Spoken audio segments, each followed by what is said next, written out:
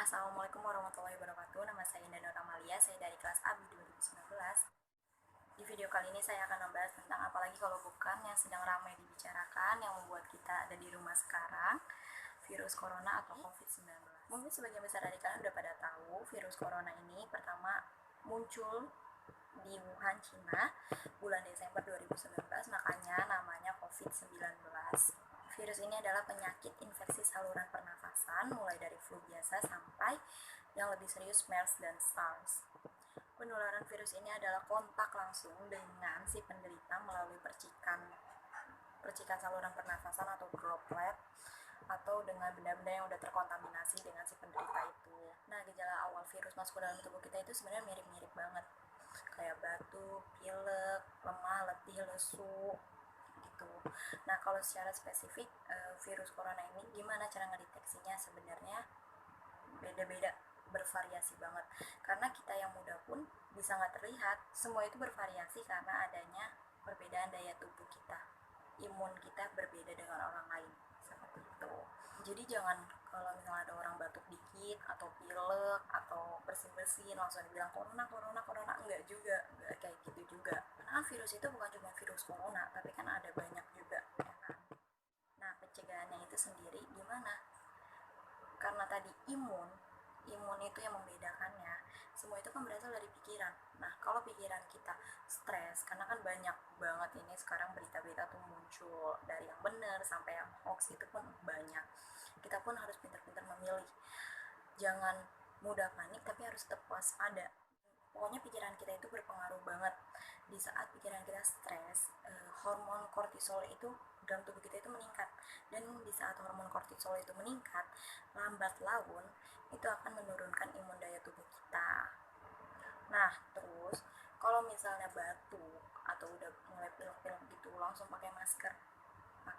Jadi nggak nularin ke yang lain-lainnya juga, kayak gitu. Terus olahraga juga penting loh. Walaupun kita di rumah pun kita juga harus olahraga. Kita bisa kok olahraga di rumah, ya kan? Olahraga sambil berjemur, jadinya kita dapat vitamin D juga. Bukan dapat, tapi tubuh kita jadi memproduksi vitamin D. Terus makan makanan yang bergizi dalam artian itu makan sayur, makan buah, makan daging yang mateng, kayak gitu. Terus biasanya kita minum jamu atau vitamin gitu kan. Saya ada videonya cara membuat empon-emponnya. Di sini ada serai, terus jahe, kunyit, jeruk nipis sama gula merah. Ini dikupas kunyit sama jahenya. Serainya nggak usah dikupas ya. Terus ini udah bersihnya, terus dicuci di air mengalir. Serainya juga dicuci, jangan lupa. Terus habis itu dipotongin serainya sekitar sepanjang ibu jari. Kunyit sama jahenya tipis-tipis aja. Terus dimasukin ke dalam panci, sama gula merahnya juga direbus sekitar kurang lebih 30 menit. Terus menjaga kebersihan. Sebenarnya sebelum virus corona ini ada juga harus jaga kebersihan loh, ya nggak sih? Istirahat yang cukup itu penting banget loh. 6-8 jam itu cukup. Nah, terus usahain sering-sering minum air putih ya. Dan yang terpaksa harus keluar rumah mencari nafkah kayak gitu, sebisa mungkin harus rajin cuci tangan. Sebelum masuk rumah harus pakai sanitizer untuk membuka pintunya. Nah, terus baru pulang langsung ke kamar mandi, langsung bersih-bersih. Jangan kontak dulu sama penghuni yang lain di rumah. Jangan.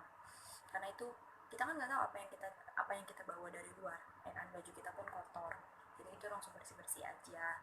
Kayak gitu. Nah, sekian dari video ini. Sarannya diikutin penjagaan-penjagaan yang tadi, tetap di rumah aja. Terus kalau misalnya udah batuk-batuk dikit atau gimana, nggak usah disugesin itu corona, tapi tetap jaga dirinya, tetap jaga kebersihan juga. Terus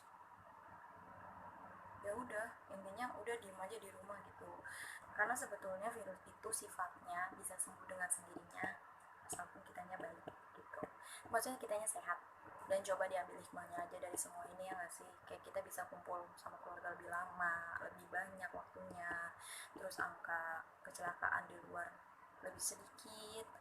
bahkan udah nggak pernah dengar maksudnya kayak gitu. Terus abis itu jadi jarang buang sampah kan, jangan yang diumbar-umbar cuman kayak bosen, capek, gini mulu. Ya terserah sih, cuman kenapa nggak diambil hikmahnya aja, kenapa nggak dibalikin, kenapa harus yang disebutin itu yang buruk-buruknya aja ya.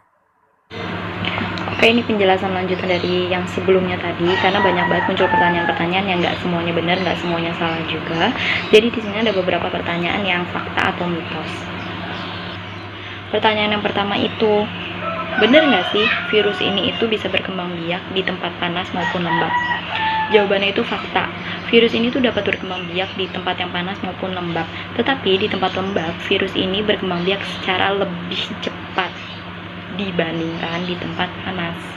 Terus yang kedua, bener nggak sih virus ini itu dapat menyerang siapa aja, umur berapa aja?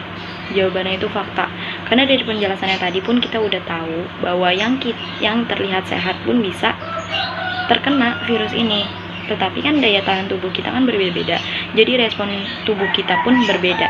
Terus yang ketiga, bener nggak sih virus ini itu bisa tertular lewat gigitan nyamuk? Ini mitos ya, karena kita udah tahu cara penularannya itu melalui droplet atau percikan saluran pernafasan atau lewat benda-benda yang udah terkontaminasi. Dan sampai sekarang pun penelitiannya nggak ada virus ini ditularkan oleh gigitan nyamuk. Terus pertanyaan keempat, benar nggak sih virus ini tuh bisa ditularin oleh hewan peliharaan? Ini mitos juga, karena hewan peliharaan itu kan satu kita rawat, dua gak ada penelitiannya sampai sekarang virus ini tuh ditularin oleh hewan peliharaan. Tetapi tetap setelah megang hewan peliharaan harus cuci tangan biar terhindar dari bakteri yang lainnya juga ya. Oke?